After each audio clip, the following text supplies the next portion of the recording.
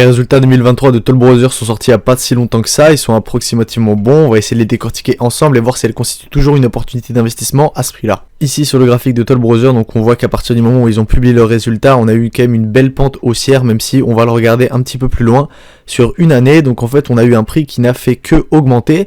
Ensuite on a une petite baisse en novembre et octobre comme à peu près tout le monde, et puis ensuite on a repris de manière exceptionnelle jusqu'à arriver à un point de 115 $ par action, ce qui nous fait une augmentation de pratiquement x2 sur un an. Donc on va un petit peu remettre ça en contexte. Donc on est sur une capitalisation de 12 milliards. Donc quand moi je l'ai découvert, elle avait à peu près une capitalisation de 8 milliards. Donc sans vous mentir, je suis rentré à peu près à ce niveau-là, donc à peu près 79 $ par action, qui représentait à peu près un 3 ou un 2,5% de portefeuille. Aujourd'hui, elle est à peu près sur 3,5 voire 4% de portefeuille. J'ai déjà fait une vidéo donc sur Toll Brothers pour à peu près donc vous renseigner sur quel type d'entreprise on y est. Donc vous pouvez à peu près aller regarder cette vidéo sur ma chaîne YouTube.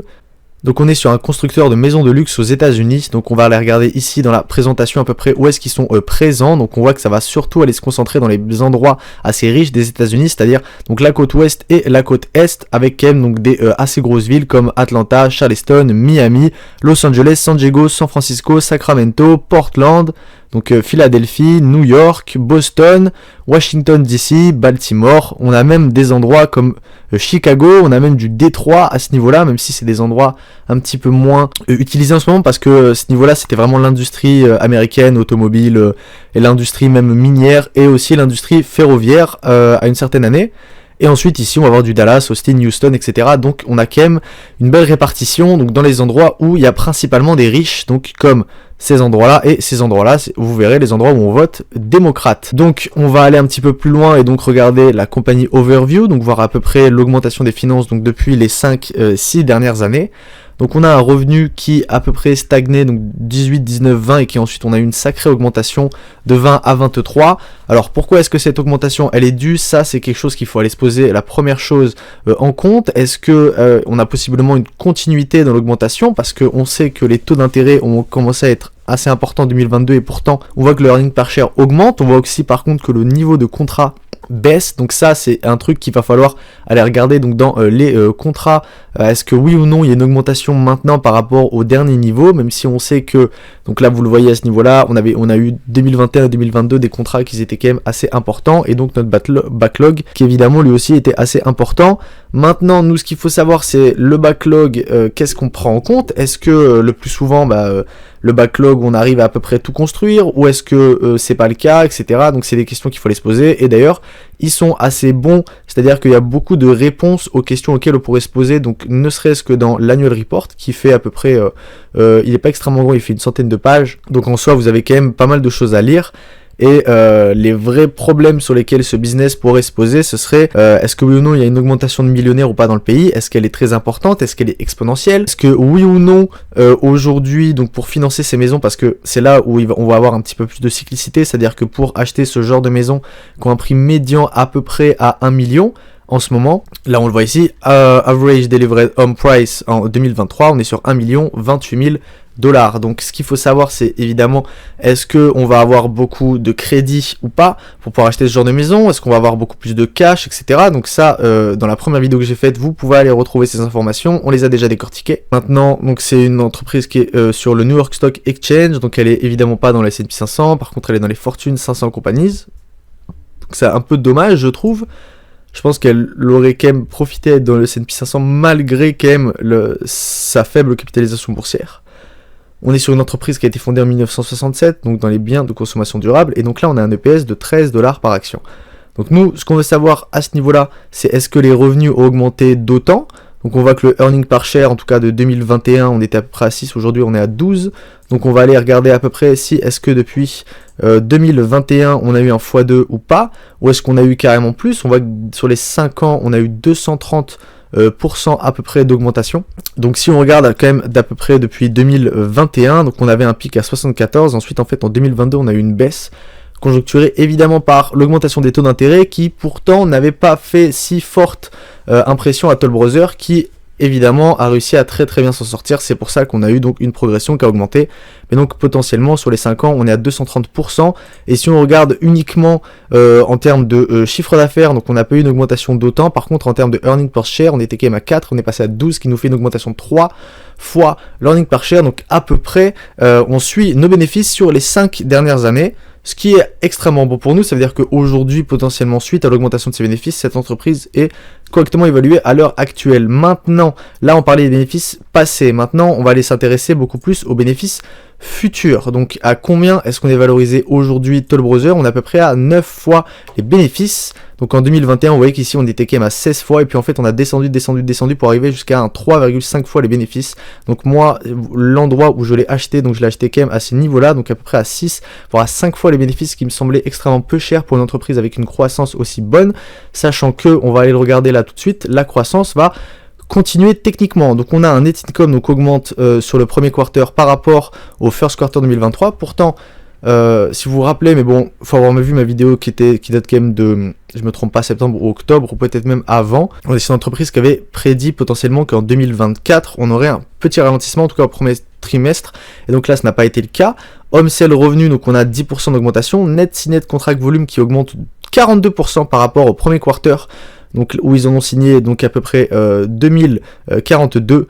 Et donc là, on a augmenté donc de 40% en termes de, pas de value, mais donc en termes de volume. Donc ça, c'est ce qui nous intéresse fortement, parce qu'on l'avait vu ici, on avait un net contrat signé qui avait diminué, donc à peu près sur 7,2, donc plutôt 7,5 milliards de dollars, et donc aujourd'hui, sur seulement le premier quarter, on a réussi à faire à peu près plus de 2 milliards de dollars, donc ce qui est extrêmement bon pour nous.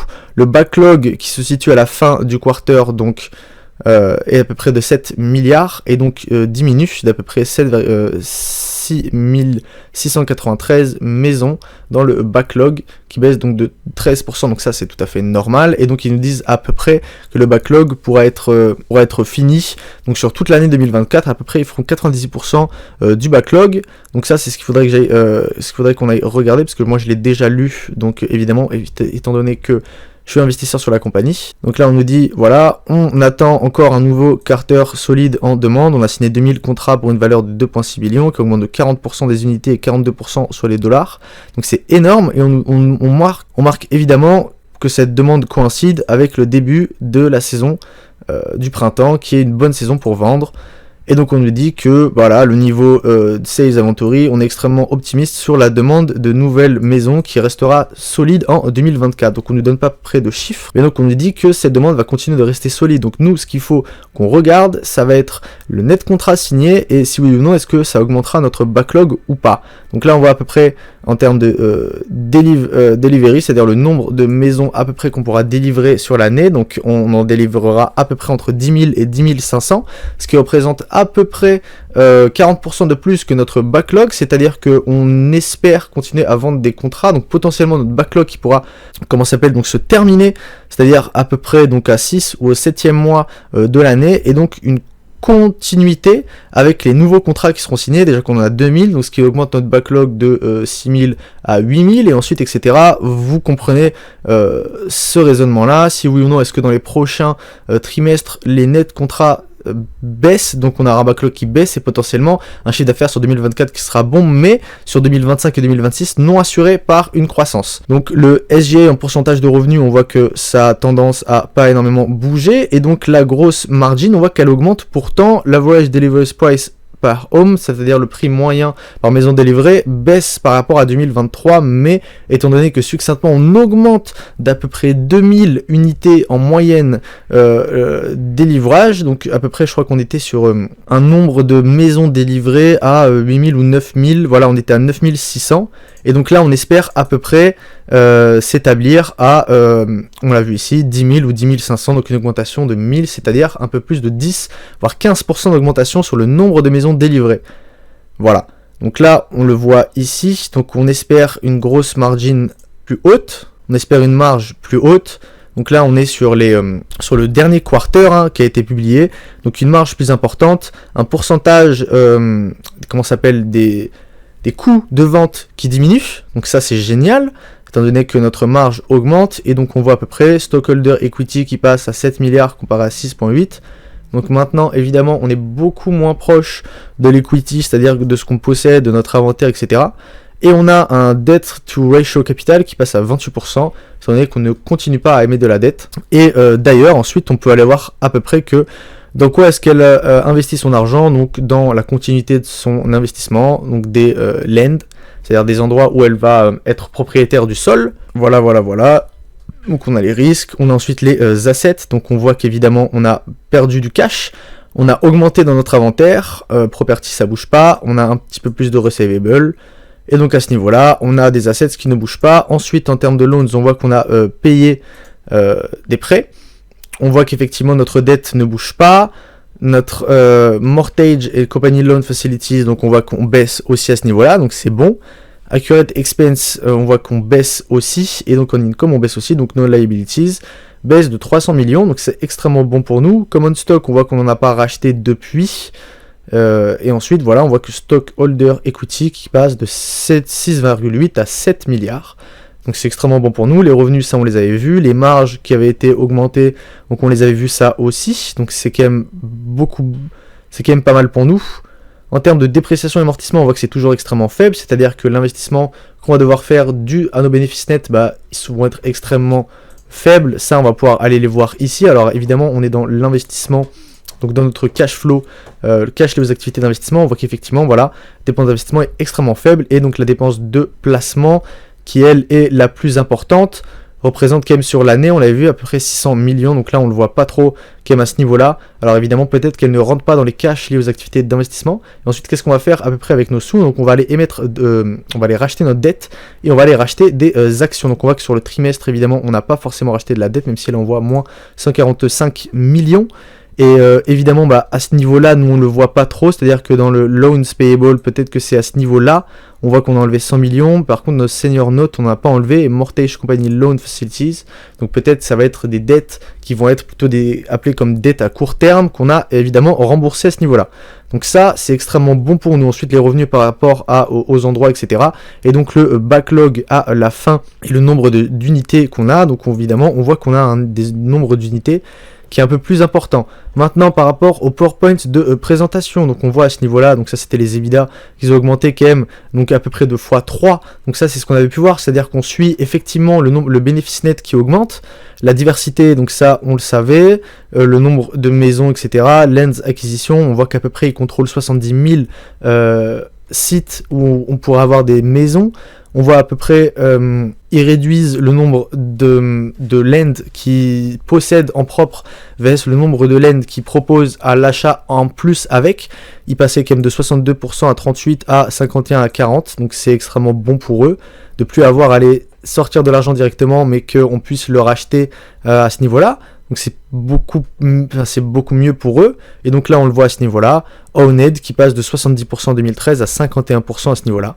Donc là ensuite Strong Buyer Profiles, donc on voit à peu près, ça c'est ce que je vous parlais au début, donc on voit qu'en moyenne sur le Q1, 25% des personnes qui vont acheter des maisons vont l'acheter en cash. Donc ça c'est extrêmement bon pour nous. Et ensuite on a à peu près l'average LTV, c'est-à-dire le pourcentage en moyenne des personnes qui vont aller s'endetter pour aller acheter des maisons. En moyenne il était à peu près à 80% quand tout va bien, et donc maintenant ce ratio diminue et donc ne reste pas extrêmement haut. Ça c'est bon pour nous évidemment, parce qu'on peut aller voir que on va avoir des personnes qui vont acheter des maisons à plus de 1 million, et donc 25% d'entre eux l'achètent en cash.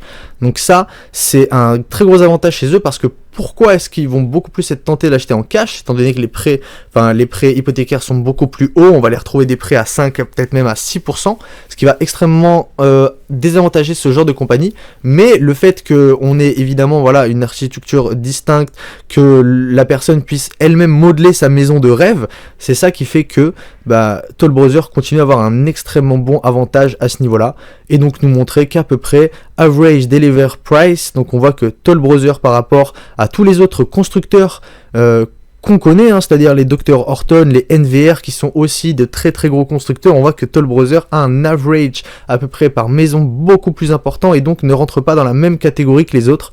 Et donc on voit qu'elle est beaucoup plus dans le luxure et dans l'abordable luxury et donc beaucoup moins dans les maisons à peu près pour tout le monde parce que l'average price à peu près pour une maison aux États-Unis est de 400 000 $. Donc potentiellement cette entreprise pourra constituer une opportunité d'investissement à ce prix-là, étant donné qu'elle est probablement assez valorisée pour le rendement qu'elle offre, c'est-à-dire à peu près un 10% de rendement, et effectivement aujourd'hui on a un 10% de rendement sur cette entreprise.